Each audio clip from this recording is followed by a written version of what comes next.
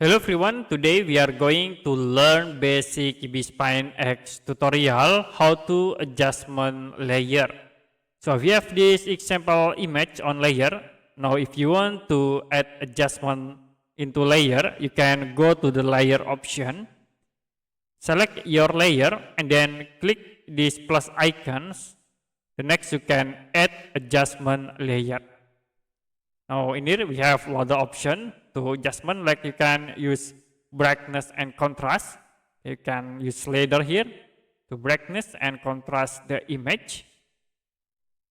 Or you can use hue, saturation, and lightness with this option.